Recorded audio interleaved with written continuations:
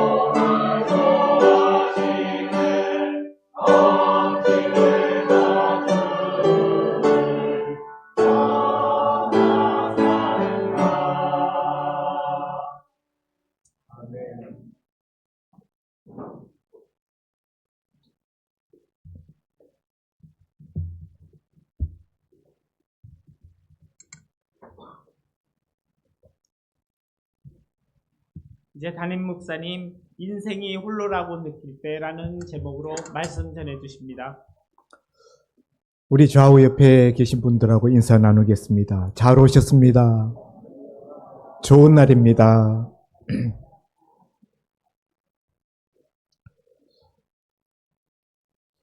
삼복 무더위를 뚫고 오늘도 하나님의 은혜를 사모하여 주의 전에 나온 여러분께 하나님께서 하늘 문을 여시고 하늘 신령한 생수를 부어주실 줄 믿습니다.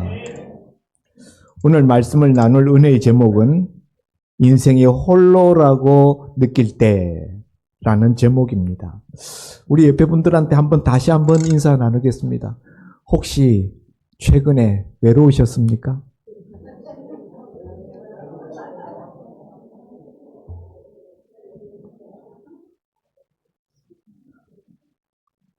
우리가 살다 보면은 어떤 때는 정말 세상에 나 혼자 있는 것 같은 그런 허전함, 그런 외로움을 느낄 때가 있습니다. 신앙인이라고 해서 예외가 아닙니다. 물론 우리 신앙인은 신앙이 없는 사람들처럼 그렇게 외로움과 또 그런 심한 혼자라는 느낌 속에 고통받지는 않습니다만 그럼에도 불구하고 믿음을 가지고 있는 사람들도 때로는 그런 순간이 있다는 거예요. 믿음이 약해서가 아니라 믿음이 좋은데도 불구하고 그런 순간이 우리에게 닥칠 수 있음을 오늘 성경의 주인공 엘리야가 우리에게 보여줍니다. 엘리야는 어떤 사람입니까? 엘리야는 구약 성경, 구약 시대를 대표하는 하나님의 위대한 두 사람 중에 한 사람이에요. 구약을 대표하는 하나님의 사람, 그럴 때 여러 사람들이 있습니다만은 흔히 이야기하기를 모세와 엘리야 이렇게 표현합니다. 모세는 율법 시대를 대표하는 사람이고요. 그리고 엘리야는 선지 시대를 대표하는 하나님의 사람입니다. 엘리야가 행한 기적들이 얼마나 많습니까? 우리가 이 바로 앞에 나오는 열왕기상 18장 말씀에 보면은 엘리야가 당시 섬기던 우상 제사장들 850인과 더불어서 갈멜산에서 영적 전투를 벌여서 승리하는 하늘에서 불이 떨어져서 엘리야의 제단 위에 제물이 다 불타버리는 하나님의 살아계심을 나타내는 놀라운 하나님의 역사를 일구어냈던, 그리고 그 일로 인하여서 거기 바알 제사장들을 다 그냥 처형하는 그런 그 놀라운 역사를 일으키는 것을 우리가 앞장에서 우리가 읽어보았습니다. 그런데 그렇게 놀라운 하나님의 역사를 감당하던 위대한 믿음의 영웅 그 엘리야가 오늘 우리가 읽은 이 열왕기상 19장에서는 하나님 앞에 하나님 저 제발 데려가 주세요. 저 더 이상 살고 싶지 않습니다. 아니 못 살겠습니다. 제 생명을 여기서 거두어가 주십시오. 이렇게 하나님 앞에 자살 기도를 드리고 있는 것을 보게 됩니다. 세상에 별별 기도가 다 있습니다만은 참 이런 기도도 있어요. 저 이제 못 살겠습니다. 저 제발 제 생명을 거두어가 주세요. 이런 기도는 어떤 때 우리가 드립니까? 임종이 임박한 순간, 우리가 질병으로 고통당하다가 마지막 죽음을 목전에 둔 그런 상황 속에서 너무 고통스러우면 그때 하나님 앞에 하나님 제발 제 생명을 이제 거두어가 주세요. 저 너무 고통스럽습니다. 이런 기도를 우리가 드리게 되잖아요. 우리 부모님 간병을 하다가 마지막에 병들어서 이제 돌아가시는 사형 선고를 받았는데 그 돌아가시기까지 그 기간이 너무 고통스러운 거예요. 그럴 때 우리가 자녀된 입장에서 우리 부모님이 누구보다 오래 살기를 원함에도 불구하고 본인이 당하는 고통이 너무 크니까 우리 부모님이 그 마지막에 너무 힘들어 하시는 그런 모습을 보면서 하나님 앞에 그때 마지막에 드리는 기도, 하나님, 우리 부모님 생명을 이제 여기서 끊어 주십시오. 더 이상 이 땅에서 고통받지 않도록 하나님 데려가 주세요. 이런 기도를 우리는 드리곤 했습니다. 그런데 지금 엘리야는 지금 그런 나이 많아서 병들어서 하나님 앞에 이런 기도를 드리고 있는 게 아니에요. 아직 그의 나이는 죽을 나이가 아니고 그는 지금 한참 하나님의 역사를 감당하다가 지금 이런 자리로 갑자기 급전직하했습니다. 왕비 이세벨이 자기의 생명을 살려두지 않겠다고 내일 이맘때까지 내가 내 목숨을 반드시 거두고야 말겠다라는 왕비의 무시무시한 그 협박의 말을 듣고 엘리야가 도망가서 지금 광야 깊숙한 곳에서 하나님 앞에 드리고 있는 기도예요. 어제까지 큰 승리를 거두었던 엘리야인데 오늘 상황이 갑자기 바뀌어가지고 엘리야에게 극한 그런 두려움과 또 외로움이 엘리야를 엄습했습니다. 실패감, 좌괴감. 그런 속에서 엘리야는 더 이상 자기 생명을 유지해 갈 힘이 없었어요. 그래서 이제는 제 생명을 거두어가 주십시오 라는 기도를 드리고 있는 것을 보게 됩니다.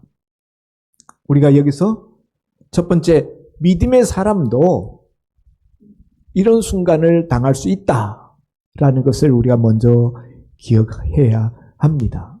하나님이 이 엘리야 이런 모습을 우리에게 그냥 여과 없이 적나라하게 그대로 보여주시는 이유가 어디 있습니까?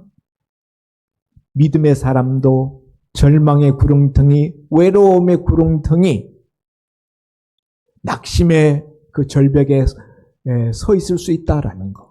그리고 그 속에서 우리가 어떻게 일어설 수 있는지를 우리에게 보여주시기 위해서 이 엘리야의 기사를 우리에게 가감없이 적나라하게 보여주고 계신다라고 믿습니다. 엘리야가 이렇게 낙심하고 이렇게 홀로라고 처절한 비명을 지르는 이유가 어디에 있을까요? 예, 첫째는 자기가 기대했던 목표가 무너졌기 때문이에요.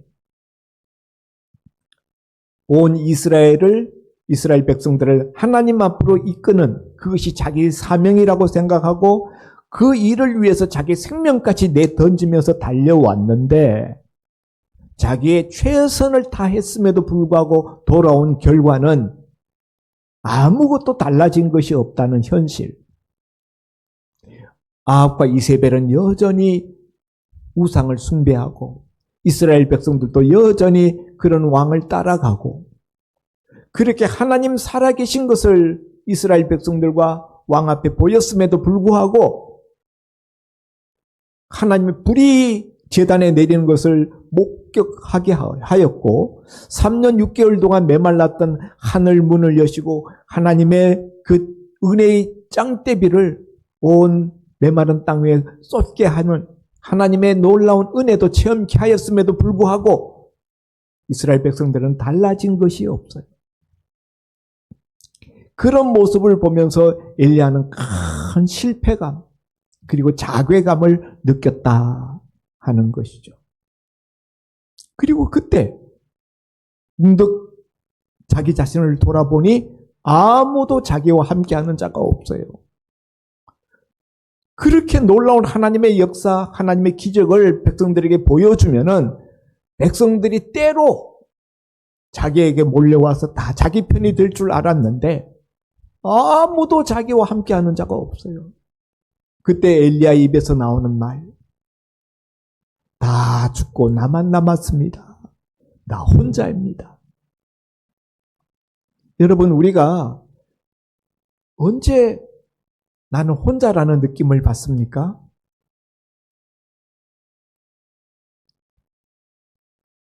대표적인 경우는요, 실패감이 들 때예요. 실패했다. 내 인생이 실패했다. 내가 도모하던 일이, 그렇게 내 전력을 쏟았던 일이 실패했다라는 느낌이 들 때, 그때 우리 마음이 너무 힘들면서 나 혼자밖에 없다. 이런 외로움, 그런 쓸쓸함을 우리가 느끼게 되는 것입니다. 오늘 엘리야가 바로 그런 거예요. 오늘 우리가 읽은 본문에 보면은 엘리야가 하나님 앞에 넋두리 하는데요. 10절에도 보면 하반절에 이는 이스라엘 자손이 주의 언약을 버리고 주의 제단을 헐며 칼로 주의 선지자들을 죽였음이 오며 오직 나만 남았거늘 그들이 내 생명을 찾아 빼앗으려 하나이다. 나만 남았습니다. 그 이야기를 또 합니다.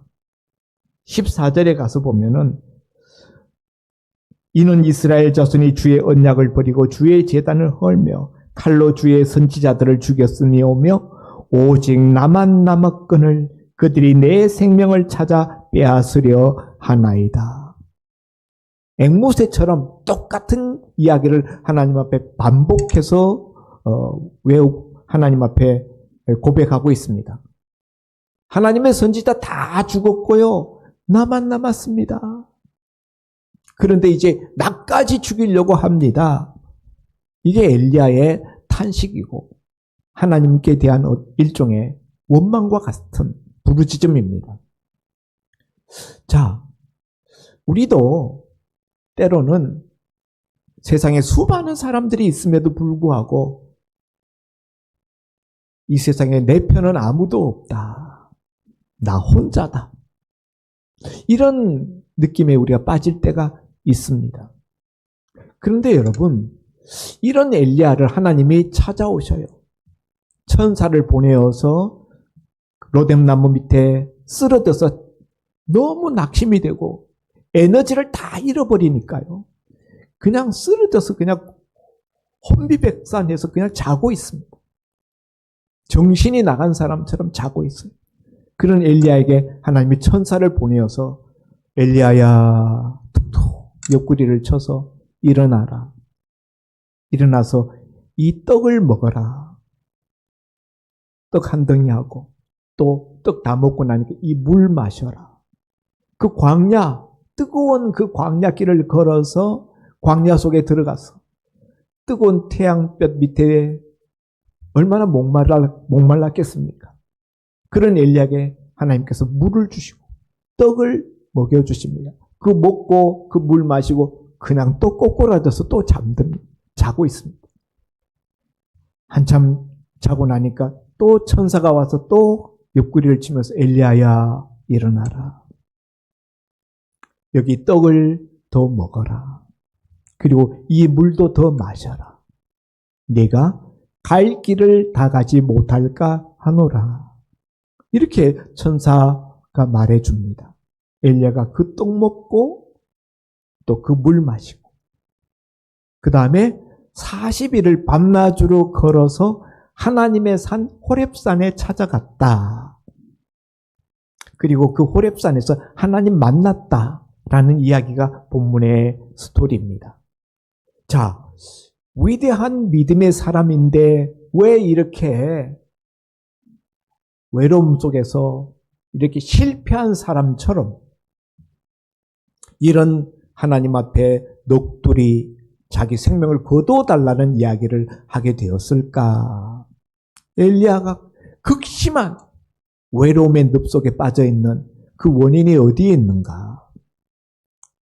첫째는요, 함께 하는 사람이 없었기 때문입니다. 여기 보면은 자기 사환이 있었는데 사환도 브엘세바에 머물게 하고 자기는 브엘세바에서 광야로 더 들어갑니다. 브엘세바는 팔레스틴 지역에서 사람이 살 수 있는 제일 최남단 마을입니다. 그리고 그 남쪽으로는 사막과 같은 그런 광야가 펼쳐져 있습니다. 그런데 자기는 그 광야로 들어가면서 자기 사환은 너는 여기 브엘세바 여기 마지막 동네에 머물러라. 함께 했던 사환조차도 남겨두고 자기 혼자 들어갑니다. 광야라는 곳, 유대 광야에 가보면요. 정말 황량합니다. 정말 황량해요. 그 황량함이라는 것을 우리나라에서는요, 그런 걸 상상할 수가 없는 그런 지형이에요. 사막도 아닌데, 야, 정말 사막 같은 그런 황량한 곳. 아무것도 볼 게 없고, 아무것도 의지할 것이 없고, 살아갈 수가 없는 그런 곳입니다. 그곳에 들어갔을 때, 정말 온 세상에 나밖에 없다. 그런 느낌이 들죠. 함께하는 사람이 없었어요. 우리는 어떤 때 극한 외로움을 느끼는가 하면 함께하는 사람이 없을 때 우리는 극한 외로움을 느낍니다. 아까 제가 실패했을 때 홀로라는 외로움을 느낀다고 했죠. 실패했는데 그나마 옆에 누군가가 함께 해주는 사람이 있으면 좀 나은데 실패한 다음에 함께 해주는 사람도 없어요. 흔히 실패하면은 사람들이 떠납니다. 우리가 인생에 성공했을 때는 사람들이 옆에 몰려오지만은 우리가 인생에서 실패했을 때는 사람들이 냄새 맡고 실패한 냄새 맡고 다 떠나요. 엘리야가 지금 그런 거예요. 그러니까 하나님 앞에 다 죽고 나만 남았습니다. 나 혼자입니다. 그 넋두리를 계속하는 거예요. 근데 여러분, 이런 엘리야의 그 말이 정말 사실인가? 정말 나 혼자라는 것이 엘리야가 말하는 그 주장이 사실인가? 예, 그 사실이 아니라는 거예요. 이전에 엘리야가 아합 왕과 더불어서 이전에 엘리야가 아합 왕을 만나기 전에 들판을 가고 있을 때 아합 왕의 장관 오바댜가 짐승들에게 먹일 그 풀을 찾다가 물이 있는 곳을 찾다가 엘리야 선지자를 만납니다. 그때 엘리야 선지자에게 오바댜가 뭐라고 이야기합니까? 내가 하나님의 선지자 100명을 굴 두 곳에 나누어서 50명씩 내가 섬기고 있습니다. 아합 왕과 이세벨의 선지자들을 잡아 죽이는 그 와중에 그 신하인 오바댜가 하나님의 선지자들 100명을 두 곳에 굴에 숨겨서 그들에게 먹을 양식을 제공하면서 섬기고 있었다는 거예요. 그걸 엘리야가 듣습니다. 그 이야기 다 들었어요. 그러면은 다 죽고 하나님의 선지자 나 혼자 남았다라는 이야기가 사실입니까? 사실이 아니잖아요. 적어도 100명 선지자가 남아있다는 거 엘리야도 알고 있잖아요. 그런데도 불구하고 하나님 앞에 말할 때는 하나님의 선지자 다 죽고 나만 남았습니다. 그걸 2번씩이나 하나님 앞에 강조하면서 이야기를 합니다. 이건요, 사실이 아님에도 불구하고 자기 감정적으로는 나 혼자 남은 것 같이 느껴진다는 거예요. 여러분, 우리는 인생을 살아가면서 좋은 일을 만났을 때 좋은 일을 과장법으로 말하기도 합니다. 그런가 하면 나쁜 일을 만났을 때 그 나쁜 일을 과장해서 말하기도 해요. 오늘 엘리야는 지금 과장해서 말하고 있는 거예요. 자기 감정적인 기분에서는 다 하나님의 선지자가 사라지고 자기 혼자만 있는 것 같은 그런 고독감, 그걸 이런 식으로 표현하고 있다. 하나님은 이런 엘리야에게 찾아와가지고 그의 생각이 잘못되었음을 몇 가지로 시정시켜 주십니다. 첫째, 천사를 보내어서 내 길이 여기서 끝났다. 나는 이제 더 이상 살고 싶지도 않고 살 수도 없고 하니까 내 생명 거두어가 주십시오. 나는 여기가 끝입니다. 라는 엘리야의 생각을 천사를 보내어서 아니다. 이 떡을 먹고 이 물을 마셔라. 내 갈 길을 이기지 못할까 하노라. 무슨 말입니까? 엘리야가 가야 할 길이 남아있다는 거예요. 자기는, 엘리야 자신은 여기가 끝입니다. 여기가 막다른 골목입니다. 이렇게 하나님 앞에 기도했지만은 하나님은 천사를 보내어서 아니야. 너 아직 가야 할 길 남아있어. 이거 첫째, 하나님이 엘리야의 생각을 교정시켜 주셨다 하는 거죠. 우리도 인생 살다가 어떤 때는 이제 여기가 끝인가 보다. 여기서 끝내야 할까 보다. 이런 생각이 들 때 우리가 깨달아야 될 것, 하나님이 내게 이 천사를 통해서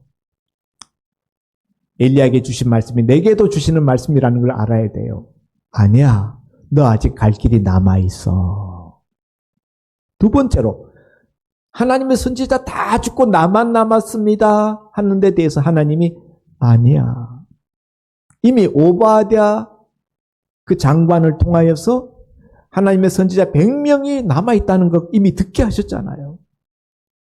그런데도 불구하고 지금 엘리야가 계속 이 주장을 하니까 하나님이 나중에 18절에 그러나 내가 이스라엘 가운데 7,000명을 남기리니 다 바알에게 무릎 꿇지 아니하고 다 바알에게 입맞추지 아니한 자니라.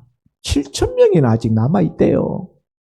오바댜가 숨겨놓은 100명에다가 나머지 합해서 7,000명이나 너의 동무 선지자들이 남아있느니라. 이렇게 하나님이 말씀하셔요.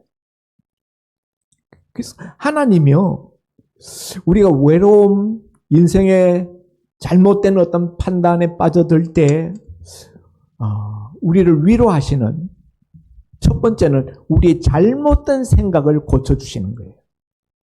여러분, 생각이라는 것이 인생을 이끌어가는 첫 번째라고 그랬죠. 인생을 이끌어가는 세 가지, 생각, 말, 그리고 기도. 제가 컬럼으로 여러 번 여러분에게 읽어드렸는데요. 엘리야는 지금 생각이 잘못된 거예요. 그래서 하나님이 천사를 보내어서 또 하나님이 직접 말씀으로 세미한 음성으로 생각을 교정시켜 주십니다.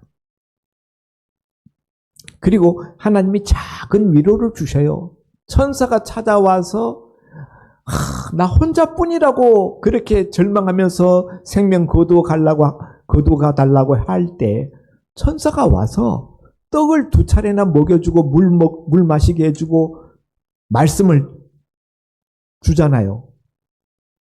여기가 네 끝이 아니야. 가야 할 길이 남아있어. 이거 먹고 힘 차려서 가야 돼. 이거 하나님의 작은 위로입니다. 예. 아무도 나를 돌아보지 않는다. 아무도 내 편이 없다. 그럴 때 하나님이 내가 있잖아. 내가 널 돌보고 있어.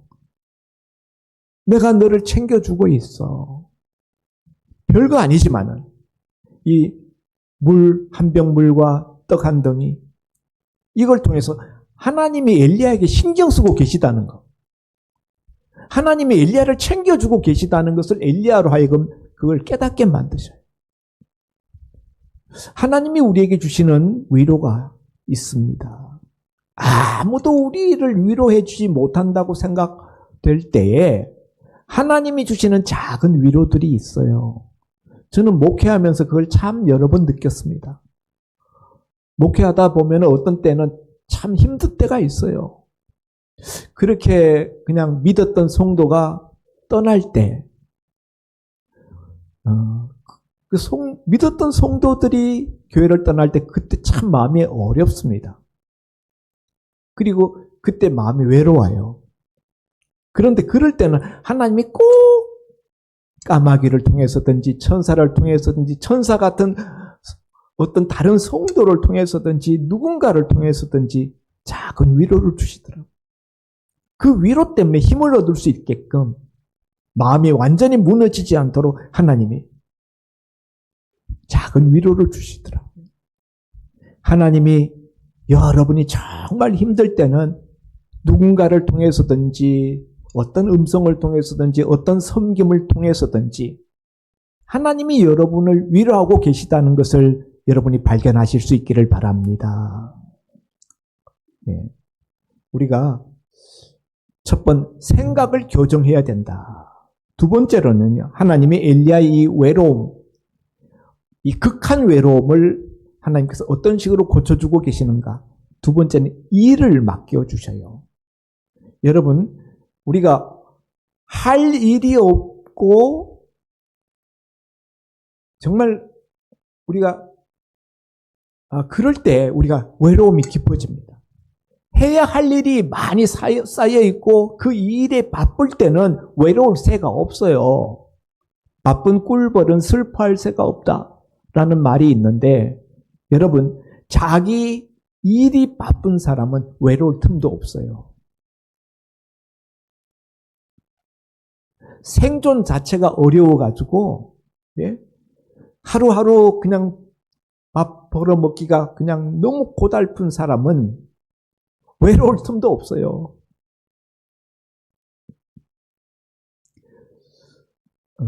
하나님께서 너무 외로워하는 엘리야를 위해서 일을 맡겨주셔요. 다른 말로 바꾸면 사명을 맡겨주셨다. 그래서 세 가지. 다메섹에 가서 하사엘에게 기름을 부어서 아람 왕이 되게 하고 북이스라엘의 예후 장군에게 찾아가서 그에게 기름을 부어서 북이스라엘의 왕이 되게 하고 엘리사에게 사밧의 아들 엘리사에게 기름을 부어 선지자로 삼으라. 세 사람을 세웁니다. 사람 세우는 일감을 주셔요. 여러분, 우리가 외로울 때, 그때는 우리가 어딘가에 몰두할 수 있는 일이 있어야 됩니다. 나를 투신할 수 있는 그런 일을 우리가 발견하고 그 일에 나를 던져 넣을 때 우리는 외로움에서 벗어날 수가 있는 것입니다.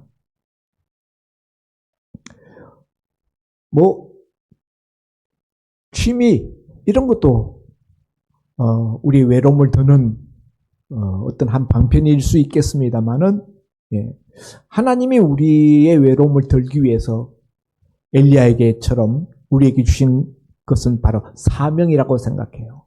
사명을 붙들고 사명이라는 것은 내 생명이 이것을 위해서 존재한다라고 믿는 그거잖아요. 그게 있는 사람은 그걸 위해서 달려가는 사람은 외롭지 않다. 여러분 사명이 뭡니까? 자기 사명 아십니까? 왜 태어났니? 라고 물으면 나는 이걸 위해서 나는 살아간다 라고 말할 수 있는 사명이 있어요. 예수 믿는 사람은 다 사명자입니다. 그건 아시죠? 믿는 자는 다 사명자다. 근데 내 사명이 뭔지를 몰라요. 오늘 여러분에게 똑바로 분명히 제가 가르쳐 드리겠습니다. 저와 여러분의 사명은 하나님의 나라를 이 땅 가운데 세우는 거예요. 아멘입니까?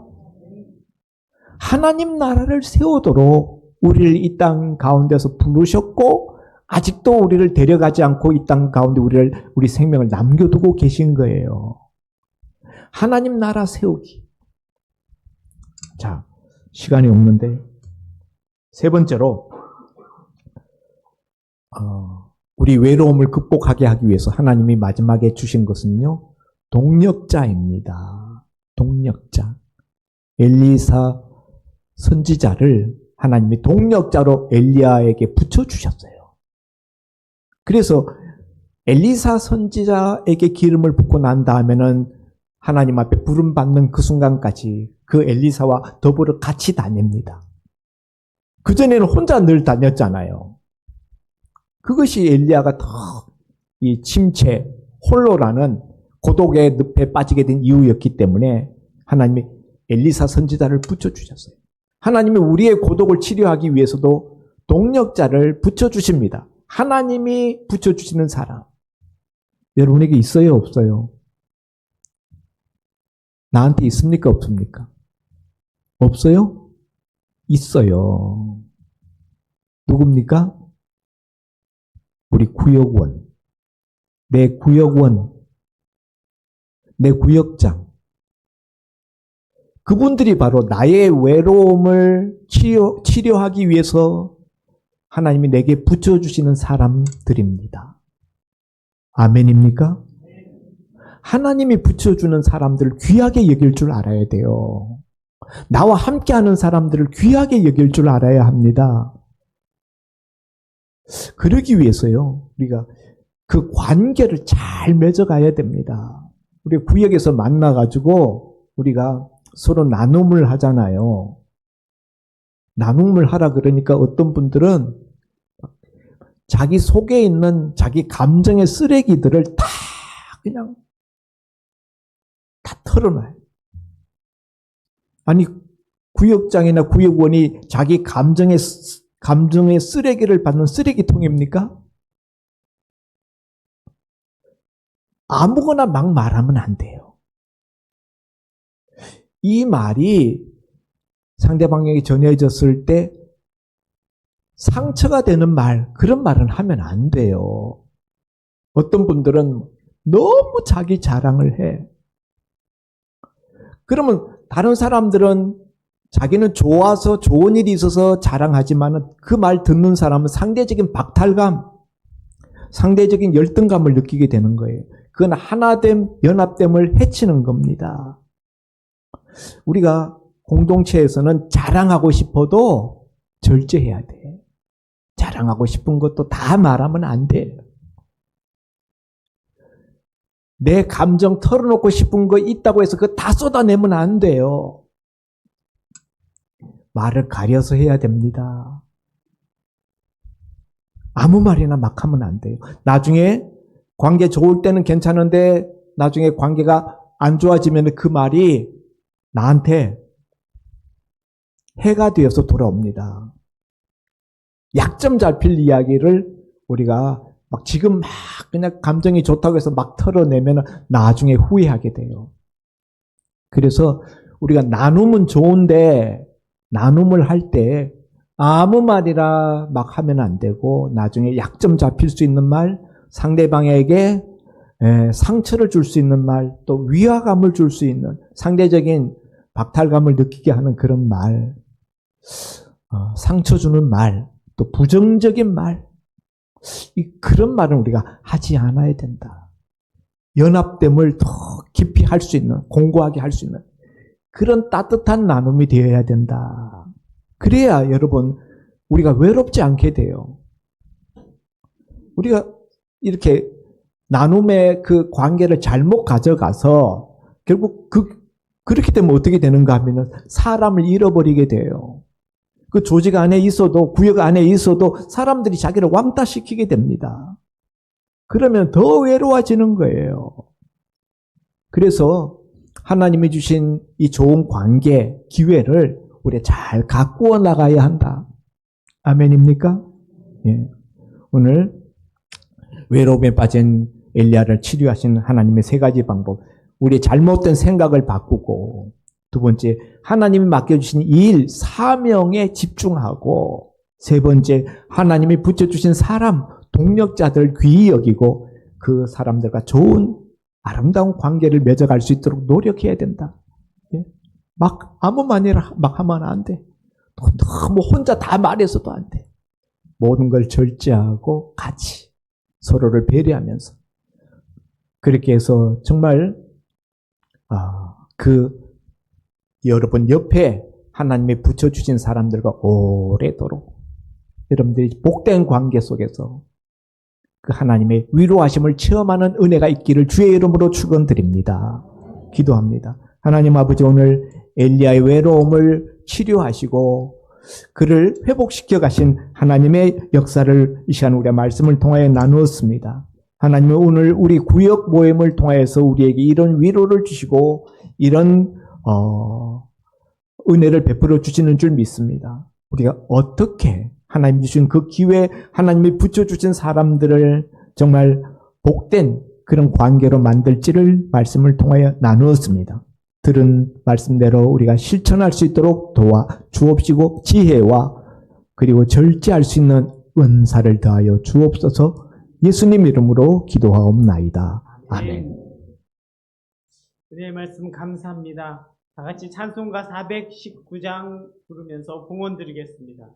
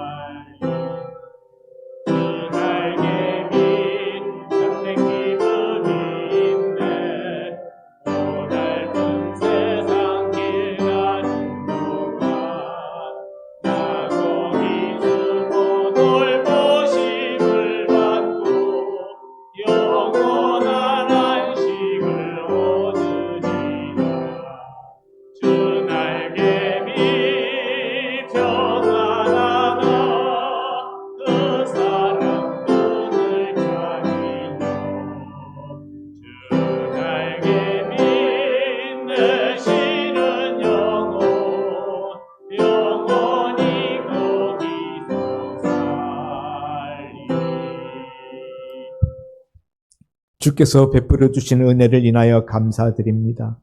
감사하는 마음을 물질로 담아 주의 전에 표시하였습니다. 드린 손길들 주님이 기억하시고 먼저 저들의 영혼이 잘 되게 하시고 그 영혼이 잘 됨같이 범사에도 잘 되게 하시고 육신에도 강건함을 더하여 주옵소서. 그리하여 그 손으로 그 발로 무슨 일을 도모할 때 주의 의로운 오른손이 함께하여 형통케 하시는 역사가 있어지게 하여 주옵소서. 이 예물 주의 손에 올려드립니다. 하나님 나라가 확장되는 일에 요긴하게 쓰임받게 하여 주시옵소서. 감사하고 축복하며 예수님 이름으로 기도하옵나이다. 아멘. 아멘. 교회 소식입니다. 오늘 식사 후에 10구역, 11구역, 12구역 구역 모임이 있습니다. 주보에 보신 대로 우리 모임 구역은 이렇게 이제 배정이 되어 있고요.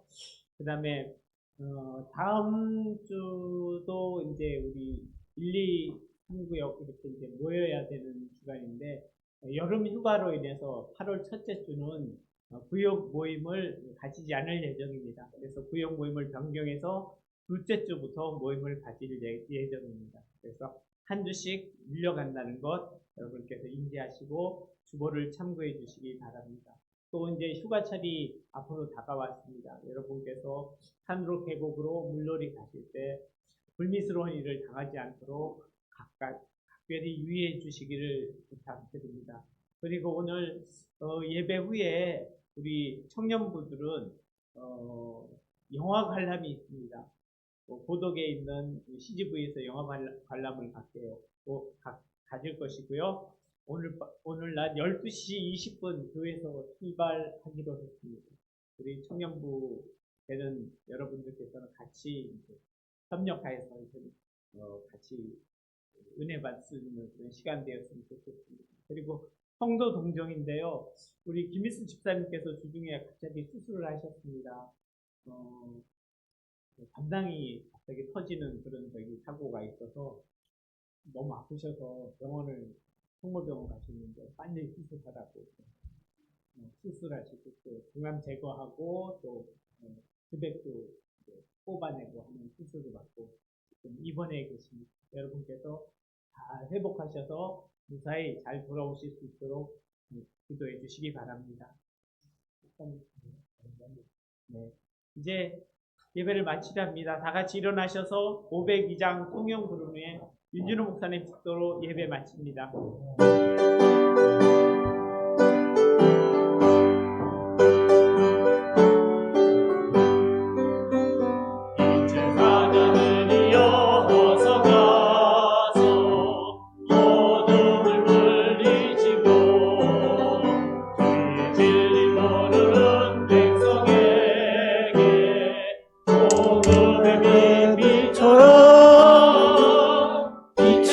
사자 그리요 복음의 빛 비춰라 새로운 밤 밝게 비춰라 빛의 사자 그리요. 말씀이 육신이 되어 이 땅에 오셔서 십자가에 달려 죽으시고 장사되셨다가 삶 안에 부활하시고 하늘로 승천하셨다가 다시 오실 우리 주 예수 그리스도의 은혜와 하나밖에 없는 독생자 예수님을 아낌없이 주시기까지 하신 우리 하나님 아버지의 무한하신 사랑하심과 성령님의 대주교통 충만 역사 인도하심이 그리고 담임 목사님이 전하시는 하나님의 말씀을 들으시고 맡겨진 사명을 다하여 하나님 나라 확장을 위해서 서로 친교를 잘하며 아름다운 관계 속에서 나 자신의 생각과 마음을 교정하고 고쳐서 오직 하나님께 큰 영광을 돌리고자 하는 우리 소목교와 모든 사랑하는 성도님들과 그 가정과 직장과 사업과 하시는 일들 위에와 자자손손 위에 이제부터 영원까지 함께 있을지어다. 아멘.